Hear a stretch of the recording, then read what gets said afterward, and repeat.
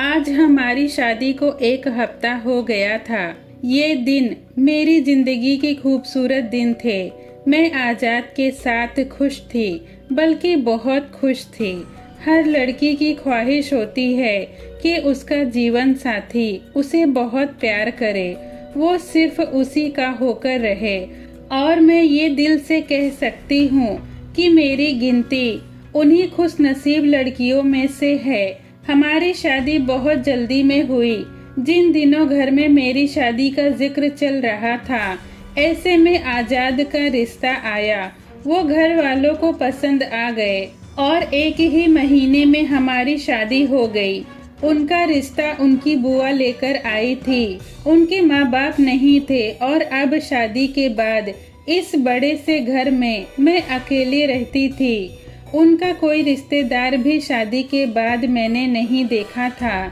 जब मैं आजाद से पूछती तो वो कहने लगते कि सभी दूर के रिश्तेदार थे, शादी में आए और चले गए। तुम क्या चाहती हो कि वे सभी यहीं पर रहते? तो फिर मुझे कैसे मौका मिलता अपनी प्यारी सी दुल्हन को जी भर कर देखने का। वो प्यार से मेरा हाथ पकड़कर कहने लगे, लेकिन आजाद, जब आप बाहर चले जाते हो तो मुझे यहाँ बहुत अकेलापन महसूस होता है। मेरी इस बात का भी उनके पास बहुत प्यार भरा जवाब होता। वो कहते, ये चंद घंटों की दूरी भी इसीलिए जरूरी है ताकि इस बीच हम दोनों एक दूसरे को याद करते रहें। ये क्या बात हुई? मैं ना समझी से कहती, क्या दूरियां भी मोहब्बत को भर पाती हैं? फिर हम रात के खाना खाने के बाद मैं उनके लिए दूध लेकर आई, मगर आजाद अपने बेड पर नहीं थे, अभी तो यहीं पर थे। मैं हैरानी से उन्हें इधर उधर देखने लगी। अचानक मुझे अपनी कमर पर कुछ रेंगता हुआ महसूस हुआ। मैंने घबराकर पीछे पलटकर देखा तो आजाद पीछे खड़े मुस्कुरा रहे थे। लगता है बचपन गया नहीं तुम्हारा, इतनी सी बात पर डर गई। बचपन तो लगता है आपका नहीं गया, आपके डराने की वजह से दूध गिर गया। मैंने रूठेपन से कहा, अच्छा अब अपना मूड ठीक करो। तुम नाराज होती हो तो लगता है मेरी दुनिया ही रूठ गई है। बहुत बातें बनानी आती है आपको। लगता है शादी से पहले रोमांटिक फिल्में ही देखा करते थे। पत्नियां चाहती हैं कि उनके पति उनसे प्यार भरी 2 बातें करे और तुम मुझे प्यार जताने पर ताने दे रही हो। कमाल है भाई। अच्छा, मैं आपके लिए दूसरा दूध का गिलास ले आती हूँ। दिन यूं ही हंसते मुस्कुराते गुजर रहे थे। मेरी शादी को 20 दिन बीत चुके थे और मैं एक भी दिन अपने माता पिता से मिलने नहीं गई। मैं हैरान थी कि इतने दिन गुजर गए। अगर मैं उनसे मिलने ना जा सकी तो कम से कम वो तो मुझसे मिलने आ सकते हैं। उन दिनों मोबाइल नहीं हुआ करते थे। मैं हाथ में किताब लिए इन्हीं सोचों में डूबी हुई थी। तभी अपने कंधे पर भारी हाथ का स्पर्श होते ही मैं तुरंत पीछे पलट गई। आजाद का हंसता मुस्कुराता चेहरा मेरे सामने था। वो खूबसूरत तो थे ही साथ मजाकिया भी थे और उनकी ये आदत उनकी शख्सियत को और भी दिलचस्प बनाती थी। उन्होंने मेरे हाथ से किताब लेते हुए कहा, क्या पढ़ती रहती हो तुम पूरे दिन, हमें भी तो सुनाओ। वो पन्नों को पलटते हुए बोले, ये तो लग रहा है तुम डरावनी कहानियां पढ़ रही थी, इसीलिए तो जरा जरा सी बात पर डर जाती हो। वो अभी भी पन्नों को पलट कर देख रहे थे। कुछ बताओ ना, क्या पढ़ रही थी? मैं हैरानी से उन्हें देखते हुए बोली, क्या आप सच में कुछ सुनने के मूड में हैं? वो शरारती अंदाज में बोले, हाँ, लेकिन अगर तुम्हारा कुछ और करने का मूड है तो मैं उसके लिए भी तैयार हूँ। अच्छा जी, मैंने शर्माते हुए कहा, इस किताब में तो सभी नकली कहानियाँ हैं, क्यों ना मैं आपको सच्ची कहानी सुनाऊं? क्या कहते हैं आप? भाई, मेरी क्या हिम्मत जो अपनी पत्नी के आगे कुछ कहूँ। जो तुम्हारी मर्जी वही मेरी मर्जी। वो तकिए से टेक लगाते हुए बोले, बहुत मजाक उड़ाते हैं आप मेरा। वो मेरी इस बात पर मुस्कुरा दिए। ये नवंबर की रात थी। ठंड का मौसम तो था ही, लेकिन अभी इतनी ठंड नहीं पड़ रही थी। कमरे में हल्की टेबल लैंप की रोशनी फैली थी। गोद में तकिया रखकर, एक हाथ चेहरे के नीचे रखकर मैंने कहानी सुनानी शुरू की। ये एक सच्ची कहानी है जो हमारे दादा ने सुनाई थी। उनका कहना था कि ये उनके दादा ने उन्हें सुनाई थी और जरूर ही उनके दादा ने उनके दादा से सुनी थी। आजाद मजाक करते हुए बोले, भाई तुम्हारी कहानी में दादा के सिवाय कुछ नहीं है। आपने सुनी मेरी कहानी? मैंने बोला नहीं और आपने मेरी पूरी कहानी बिगाड़ दी। अच्छा सुनाओ, अब मैं कुछ नहीं बोलूंगा। अब मैं नहीं सुनाऊंगी। और मैं उठकर जाने लगी। अच्छा अब मैं कुछ नहीं बोलूंगा तो क्या कह रहे थे तुम्हारे दादा ने? अपने दादा से सुनकर मैंने घूरते हुए उन्हें देखा। अरे मजाक नहीं कर रहा हूँ, मैं सीरियस हूँ। थोड़ी देर चुप रहकर फिर मैंने कहानी सुनानी शुरू की। ये कहानी मैं आपको मेरे दादा की जुबानी ही सुनाऊंगी। वो कहते थे, उस वक्त मेरी उम्र 17-18 साल की थी। हमारे गांव के बाहर एक बहुत बड़ा कब्रिस्तान था। मैं और मेरे दोस्त अक्सर रात में उस कब्रिस्तान में जाया करते थे। हमने सुना था कि यहाँ अक्सर जिन भूत चुड़ैलें दिखाई देती हैं, लेकिन हमारे साथ ऐसी कोई घटना ना हुई और हम दोस्त मायूस ही लौट आते और खुद ही इन बातों को झूठी अफवाहें कहते।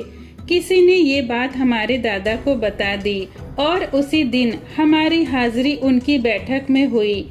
मेरे दादा की उम्र उस वक्त लगभग 80 साल की रही होगी, मगर अपनी मजबूत शरीर, लंबे कद, सफेद दाढ़ी और दुधिया बालों के साथ अभी भी रौबदार लगते थे। किसी में हिम्मत नहीं होती थी कि कोई उनकी बात से इनकार करता। मैं उनका लाडला पोता था, मगर डर और अदब का भी रिश्ता था। विजय, ये तुम क्या हरकतें करते रहते हो? मैंने तुम्हें कई बार मना किया है वहाँ जाने से, फिर तुम क्यों गए वहाँ? दादाजी, मैं सिर्फ देखना चाहता था कि क्या सच में वहाँ कोई जिन भूत है या नहीं। लेकिन ये सब अफवाहें हैं जो लोगों ने मनगढ़ंत कहानियाँ बनाई है। विजय, कोई भी कहानी मनगढ़ंत नहीं होती।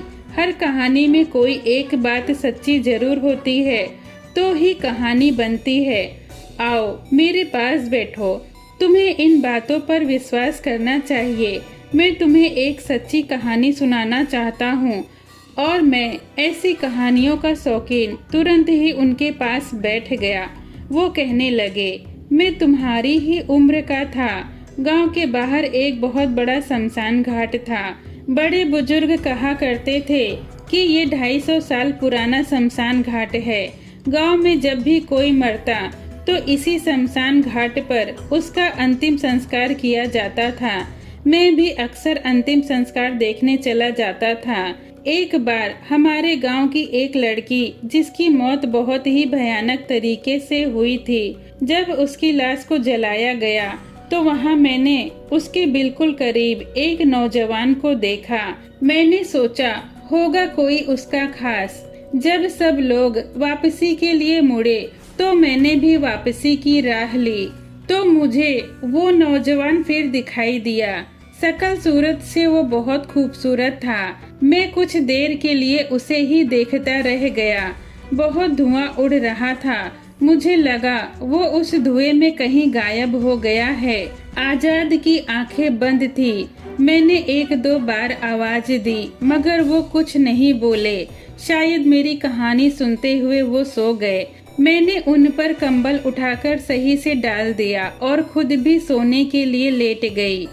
2 नवंबर, अगली सुबह मैं किचन में नाश्ता बना रही थी। आजाद तैयार होकर काम के लिए निकल रहे थे। नाश्ता आज करके जाइएगा। नहीं, आज मुझे जल्दी है। ये तो आप रोज ही कहते हैं। ऐसा कौन सा काम है जो आपको खाने पीने भी नहीं देता? अच्छा आज जाने दो, कल से नाश्ता पक्का। ये कहते हुए उन्होंने बाहर की तरफ कदम बढ़ाया। अपना ख्याल रखिएगा, मैंने हाथ हिलाते हुए कहा। वो दरवाजे के पास रुक गए। और तुम भी, एक खूबसूरत सी मुस्कुराहट के साथ कहते हुए वो चले गए। अब घर में मैं थी और मेरी तन्हाई। घर का काम खत्म करके मैं कमरे में आई तो कमरे का पंखा फुल स्पीड से चल रहा था। ये मैंने कब चालू किया? पंखे को बंद करके मैं बेड पर आंखें बंद कर लेट गई। थोड़ी देर बाद मुझे अपने चेहरे पर गर्म सांसें महसूस हुई। मैंने आंखें खोल दी और झटके से उठकर बैठ गई। आजाद मेरे सामने खड़े मुझे देख रहे थे। आप? अरे तुम फिर डर गई। आप कब आए? जब मेरी नीलिमा दुनिया से बेखबर होकर सो रही थी। लेकिन ये टाइम तो नहीं है आपके आने का। मेरी प्यारी नीलिमा, तुम्हारी आंखें तो खुल गई हैं, दिमाग भी खोल लो, 7 बज चुके हैं। क्या? मैंने तुरंत ही घड़ी की तरफ देखा जो 7:10 दिखा रही थी। मैं चादर हटाकर तुरंत ही कमरे से बाहर आई। रात हो चुकी थी। मैं हैरान थी कि ऐसा कैसे हो सकता है कि मैं इतनी देर तक सो गई। बाहर का दरवाजा अभी भी अंदर से बंद था। मैं कमरे में वापस आई। आप अंदर कैसे आए? दरवाजा बजा बजा कर थक गया था तो साथ वालों की छत से अपनी छत पर फिर सीढ़ियां उतर कर आया हूँ और आकर देखा तो मेरी नीलिमा घोड़े बेचकर सो रही थी। और अगर अब तुम्हारी पूछताछ खत्म हो गई हो तो मुझे कुछ खाने के लिए मिलेगा? हाँ, मैं अभी लेकर आती हूँ। खाना निकालते हुए मैं यही सोच रही थी। 2 बजे की लेटी और 7 बज गए। मैं खुद पर हैरान थी। खाना खाने के बाद बर्तन धोकर मैं कमरे में आई तो आजाद काफी सीरियस होकर बैठे थे। क्या हुआ है आपको? इस तरह से चुप क्यों बैठे हो? कुछ नहीं, मैं तुम्हारा इंतजार कर रहा था। कल तुम कहानी सुना रही थी, फिर आगे क्या हुआ? मैं भी उनके पास बैठकर उन्हें कहानी सुनाने लगी। मुझे लगा ये मेरा वहम है, मगर एक लंबा चौड़ा इंसान एक पल में कहाँ गायब हो गया। मैं इन्हीं सोचों में अपने घर आ गया। मैं जहाँ रहता था वहाँ तकरीबन सबके घर एक जैसे थे। छोटे छोटे घर, तंग गलियाँ, लंबी सांप के जैसे बल खाती जाती थी। बिजली तो होती नहीं थी। घर में दिया सलाई या फिर लालटेन जलाए जाते थे। खिड़कियों से रोशनी छन छन कर बाहर की तरफ आ रही होती थी। गली में चलते हुए अपने ही साए किसी जिन या भूत की तरह लगते थे। मैं दिया जलाकर अपनी पढ़ाई कर रहा था।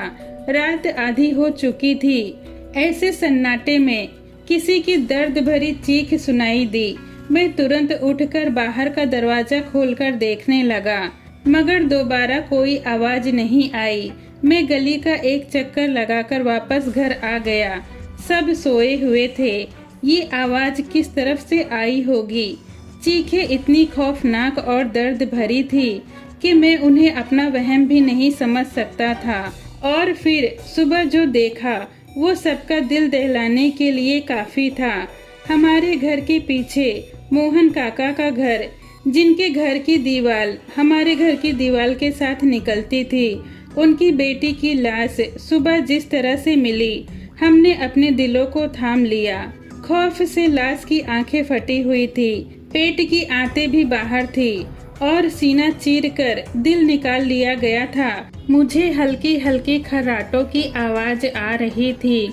मैं मुस्कुराते हुए उठ गई। आजाद कहानी सुनते सुनते सो गए थे। आज आजाद के जाने के बाद मैं कमरे में नहीं आई थी। मैं कल से ही परेशान थी इतना सोने पर। सुबह से ही मौसम सुहाना था। सुरमई बादलों ने अब काले बादलों की शक्ल ले ली थी। ये नवंबर की 3 तारीख थी। हवाएं भी तेज थी। सर्दी का एहसास हुआ तो मुझे कमरे में आना पड़ा। बेड पर लेटकर टांगों पर कंबल ओढ़ लिया। मैं अभी टीवी चालू करने की सोच ही रही थी कि लाइट चली गई। कमरे में इतना अंधेरा हो गया कि हाथ को हाथ दिखाई ना दे। मैं रोशनी करने के लिए उठी तो मुझे गुर्राने की आवाज आई। मैं जहाँ थी वहीं रुक गई। आवाज फिर सुनाई दी, लेकिन इस बार आवाज ज्यादा तेज थी। बाहर मौसम खराब, हल्की हल्की बारिश की आवाज आ रही थी। अंदर अंधेरे में अकेले घर में मैं खड़ी खौफ से थर-थर कांप रही थी। दीवारों को टटोलते हुए मैंने अभी कमरे का दरवाजा खोला ही था कि मेरे पैरों से टकराते हुए एक काला बिल्ला कमरे से बाहर की तरफ भागा। वो इतना बड़ा था कि शायद ही मैंने अपनी जिंदगी में इतना बड़ा बिल्ला देखा था। मैं जल्दी से किचन में आई और माचिस ढूंढने लगी। मुझे डर था कि वो दोबारा कमरे में ना चला जाए। मुझे बहुत डर लग रहा था। फिर एकदम से पूरा घर रोशनी से नहा गया। लाइट आ गई थी, मगर मुझे अभी भी डर लग रहा था। बारिश भी तेज हो गई थी। बाहर का दरवाजा जोर जोर से बजने लगा। दरवाजे के पास आकर मैंने आवाज दी, कौन है? आजाद की आवाज सुनकर दिल को सुकून मिला। वो बारिश में भीगे हुए थे। अच्छा हुआ आप आ गए, मुझे बहुत डर लग रहा था। कितनी बार कहा है मैंने, डरा मत किया करो, अपने ही घर से कौन डरता है। आजाद कमरे में आकर कपड़े झाड़ रहे थे। बारिश में बुरी तरह भीगे हुए थे। आप कपड़े बदल लें। मैं अलमारी से उनके लिए कपड़े निकालने लगी और साथ ही साथ अपने डर की वजह उन्हें बताने लगी। आपको पता है, आज हमारे घर में इतना बड़ा काला बिल्ला आ गया था।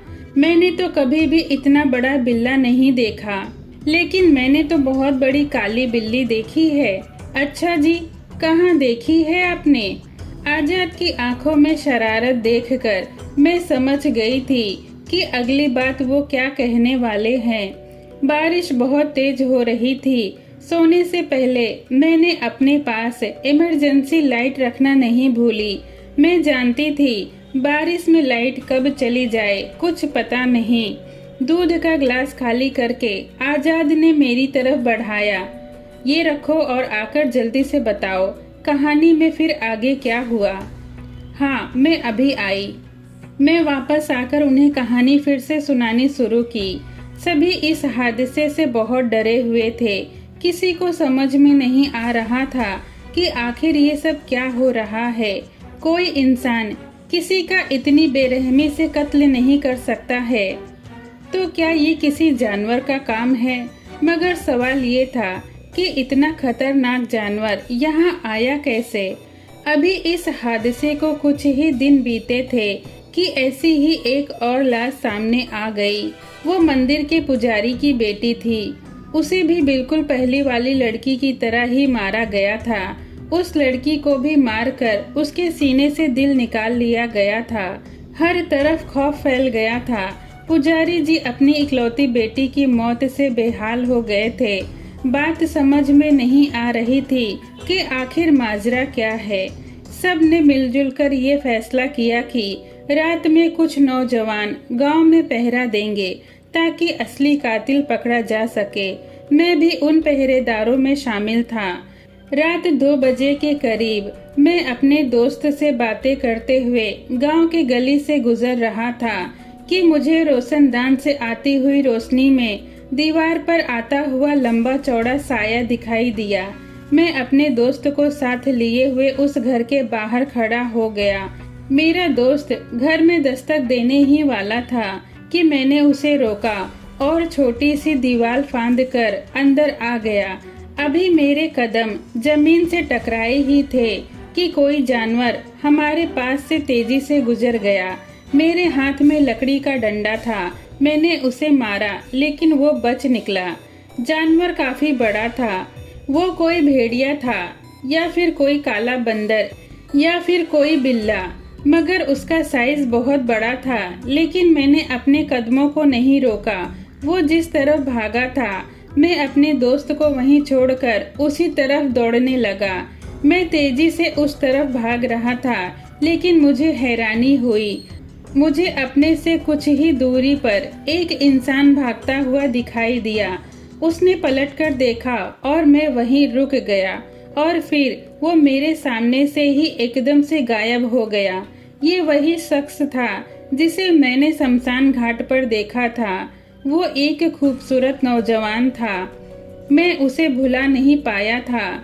मगर वो यहाँ, ये कौन था? कई सारे सवाल मेरे दिमाग में आए।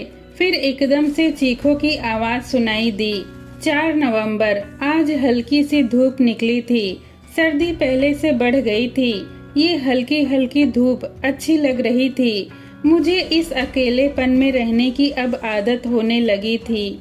हमारे घर के आसपास कौन लोग रहते हैं, मैं किसी को नहीं जानती थी। मुझे मम्मी पापा की बहुत याद आ रही थी।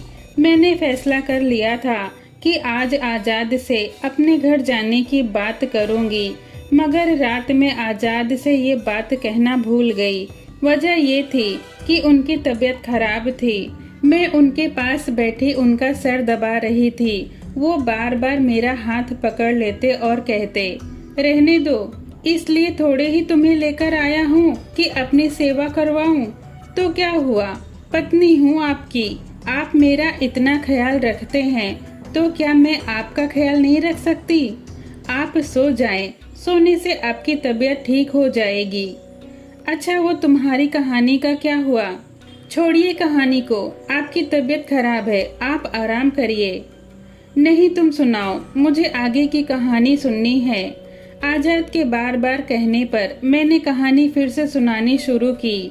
मैं दौड़कर वापस उस घर की तरफ आया। वहाँ चीख पुकार मची हुई थी। एक और कत्ल हो चुका था। एक और कटी फटी लाश हमारे सामने पड़ी थी। ये भी एक लड़की की लाश थी। ये रामलाल की बेटी थी। सब लोग डर से कांप रहे थे। ये हमारे ऊपर कौन सी आफत आ गई है? हर तरफ खौफ फैल चुका था।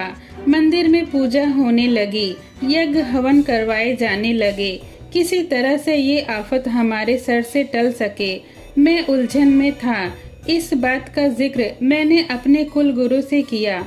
वो मेरी बात सुनकर बहुत परेशान थे और कहने लगे, कहीं ये वही आफत तो नहीं आ गई है?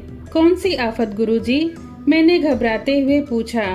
कई साल पहले इस तरह के हादसे बनारस में हुआ करते थे। इस तरह की कटी फटी लाशें देखने के लिए मिलती थी, मगर वहाँ के बुजुर्ग उस आफत को कैद ना कर सके। लेकिन उन्होंने हदबंदी कर दी थी ताकि ये भटकी हुई रूह शहर में दाखिल ना हो सके।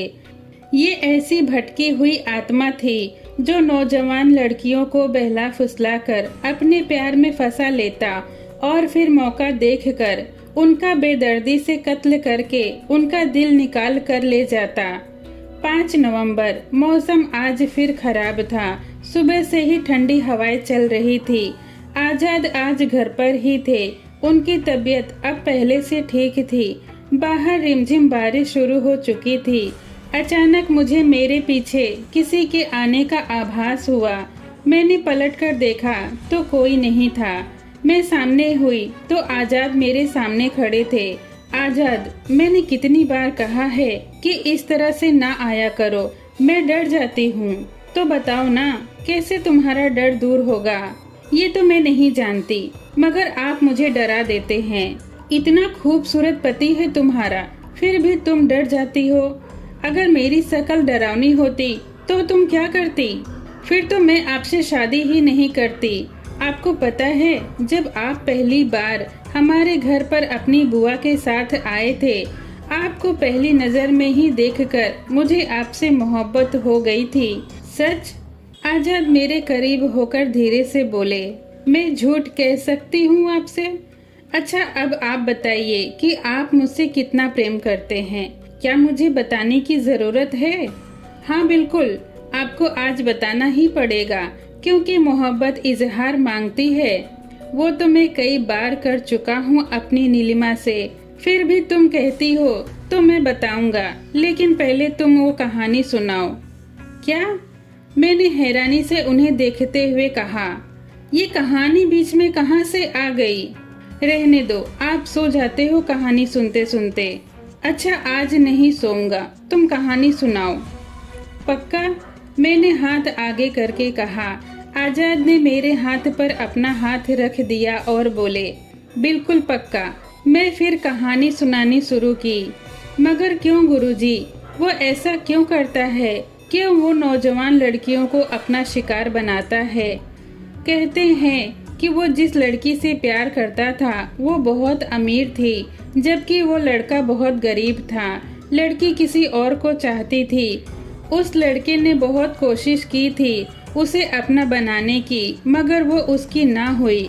फिर उस लड़के ने काली शक्तियों का सहारा लिया, मगर फिर भी वो अपनी मोहब्बत उसके दिल में ना बिठा पाया, और वो लड़की जिस लड़के को चाहती थी आखिरकार उसी के साथ ही उसकी शादी तय हो गई। वो लड़का अपनी हार बर्दाश्त नहीं कर पाया और वो जिन काली शक्तियों की पूजा करता था उन्हीं के आगे अपना गला काटकर अपनी जान दे दी। और जितनी शैतानी ताकतें उसके पास थी उन सब ने मिलकर उसे नया जीवन दिया और वो शैतान की शक्ल में आफत बनकर हाजिर हुआ। और जिस दिन उस लड़की की शादी थी उसी दिन उसका बेदर्दी से कत्ल हो गया था। उसका सीना चीरकर दिल निकाल लिया गया था। आजाद चुपचाप लेटे थे। मेरी आवाज देने पर भी कुछ ना बोले। फिर से सो गए ना झूठे। ये कहकर मैं जाने लगी तो आजाद ने मेरा हाथ पकड़ लिया। झूठा किसको कहा तुमने? उनके चेहरे पर इतना गुस्सा देखकर मैं डर गई और हैरान भी थी कि आजाद को भी गुस्सा आता है। मैं तो मजाक कर रही थी, आप तो गुस्सा हो गए। अभी तो आप सो रहे थे। आइंदा ऐसी बात मत करना। फिर मैं बाहर आकर अपने हाथों को देखते हुए सोच रही थी, ऐसा क्या कह दिया मैंने जो आजाद इतने गुस्से में आ गए। मेरे हाथ पर उनकी उंगलियों के निशान पड़ गए थे।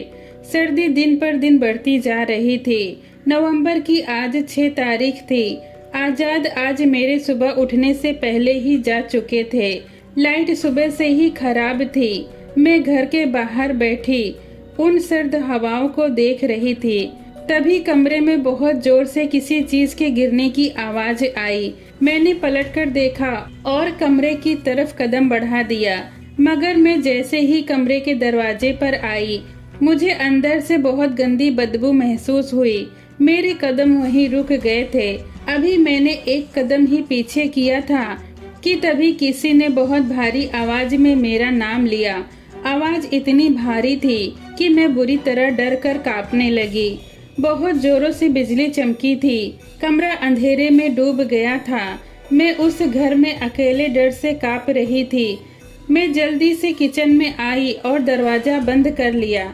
किचन की खिड़की से मैंने कमरे में एक साये को निकलते हुए देखा और वो साया बैठक में आते ही कहीं गायब हो गया। मैं मुंह पर हाथ रख कर बिना आवाज किए रो रही थी।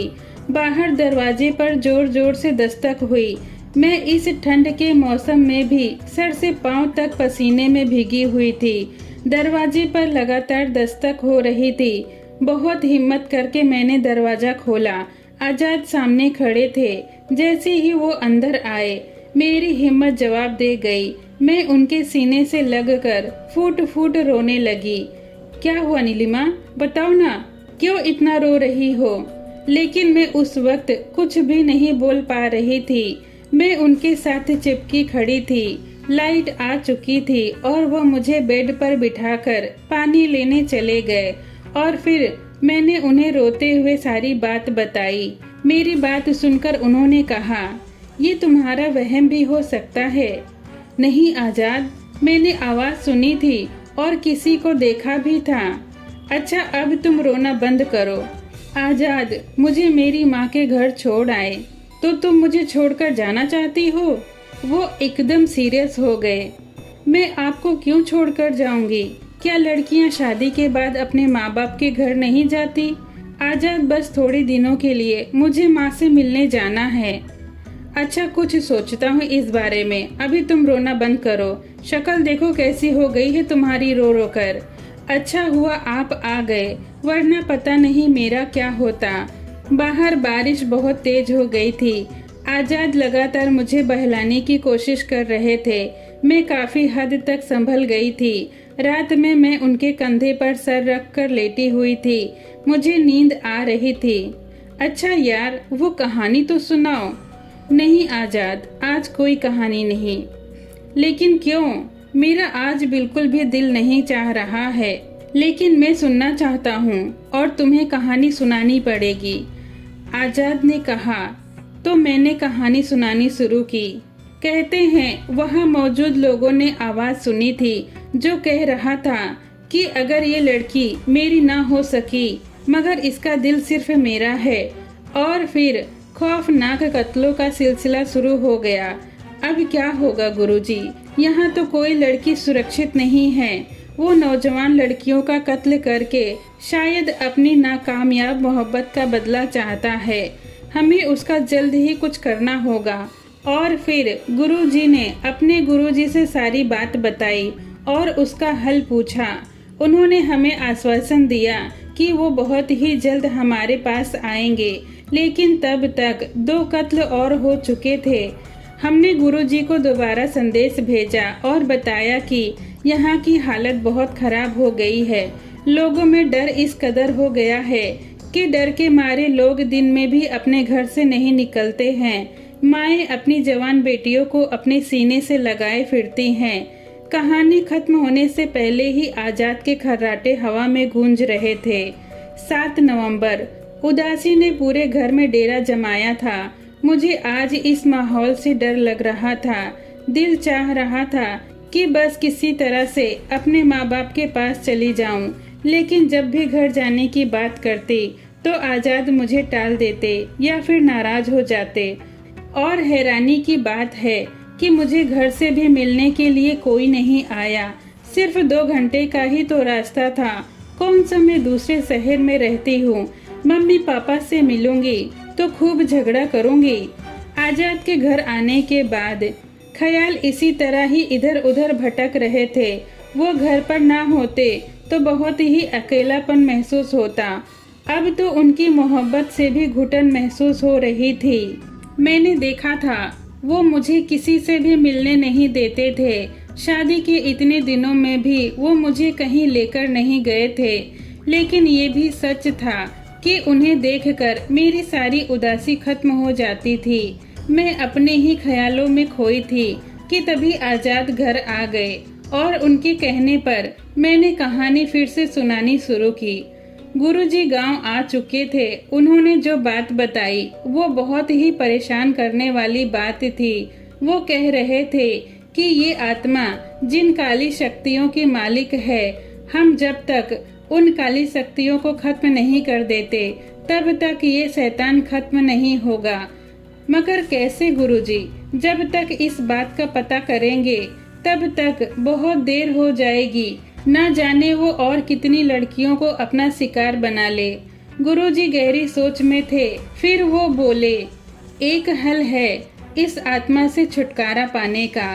आधी रात में हम मंत्र का जाप करेंगे और जैसे ही वो शैतान हाजिर होगा उस वक्त उसकी आधी ताकत खत्म हो चुकी होगी।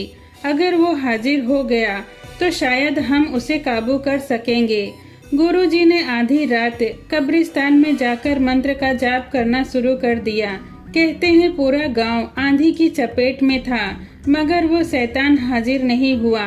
तूफान इतना तेज था कि पेड़ जड़ से उखड़कर गिर चुके थे।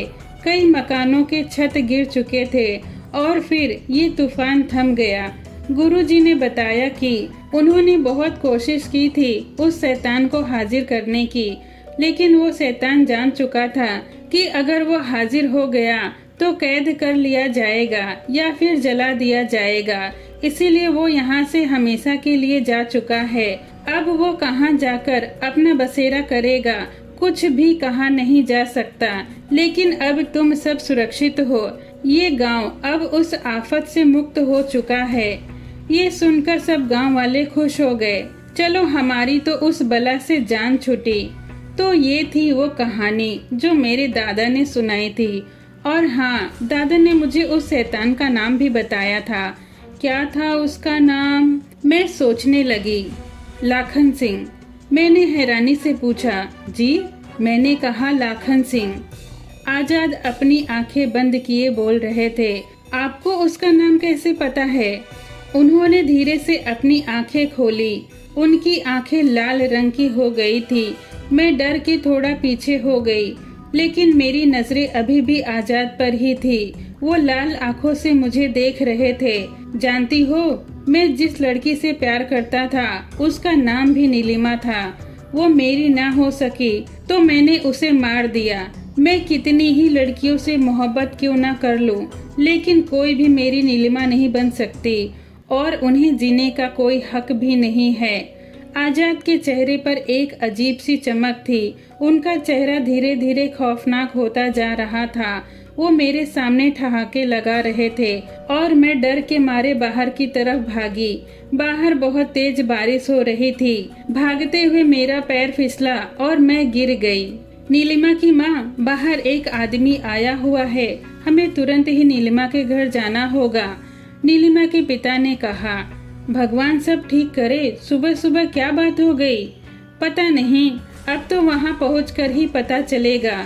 वहाँ पहुँचने पर कुछ पुलिस वाले नीलिमा के घर के बाहर खड़े थे।